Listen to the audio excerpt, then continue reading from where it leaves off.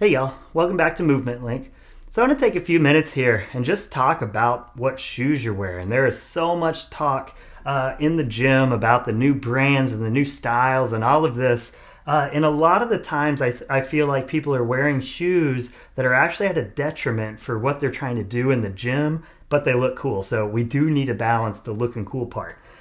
Anyway, so a huge issue that we see people have, and this isn't just people in the gym, this is kind of just people everywhere, is just foot and ankle dysfunction. So because we've been wearing padded shoes with big heels on them relative to the toe, we've been walking around, and I have a shoe right here, and this one's actually not that bad. But what you can see is with this shoe, the heel is a little higher than the toe here. So imagine a high heel, and we're going to be up in this position. So what that does is it shortens all of the tissues here because they don't need to stretch to be as long as they would be in this position. So if we spend a long time, even if it's just a little difference here, if we spend a long time always here, what that's going to do is it's going to shorten up those tissues, and now your ankle doesn't need to work in the way that we've evolved to have ankles and feet. And so basically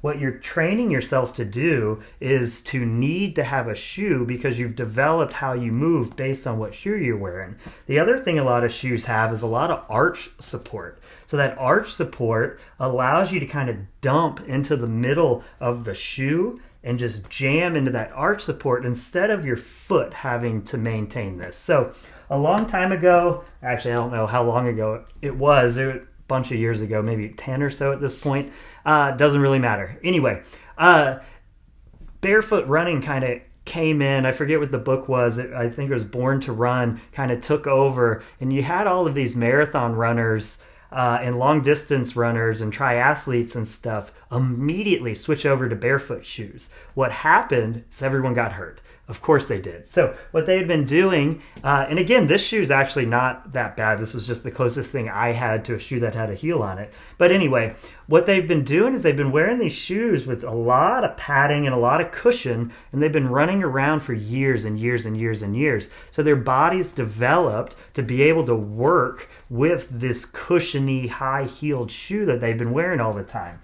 So then what happens is they switch over to another type of shoe, a shoe that maybe doesn't have very much padding. It's got no heel to toe difference, so it's basically just like being barefoot.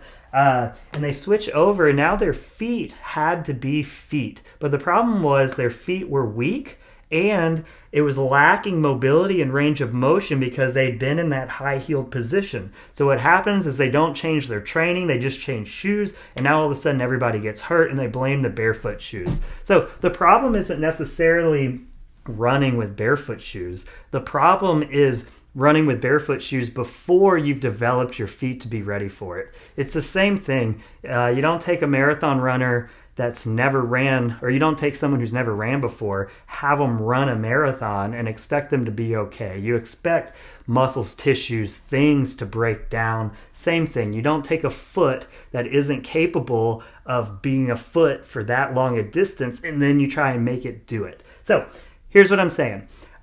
In training, it's actually somewhat okay to have a little bit of a heel, especially if you're dealing with ankle issues. But if we do have that bigger, my shoe just fell way down there, so I hope I don't need it later. Anyway, if we do need that bigger picture, which in my opinion we should kind of be looking for, of being able to go run around on the beach and in the sand and run around at the lake and being able to move around with our foot being a foot without having to have this cast that's a shoe on it all the time, then we really need to consider what we're wearing.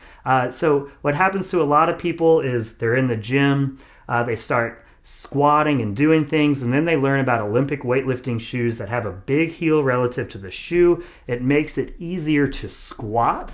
And if we're in the sport of Olympic weightlifting, then there's a great argument for wearing it. But if we're in the game of just trying to be functional human beings, then we put on these Band-Aids, which might be okay temporarily as we develop ankle range in our squatting and stuff, but people develop their whole squatting technique and their whole careers around wearing these high-heeled shoes because they haven't pieced together why we might wear it, why we might not, and why we might wear it and step down away from it as we develop the foot in the squatting position. So what I'd recommend you do is take a look at what your goals are. Make sure that the shoes that you are wearing are either funneling you towards your goals or they already fit your goals. And heels on a shoe aren't necessarily a bad thing. There's a time and a place for them. We just need to make sure that it makes sense for what you're doing.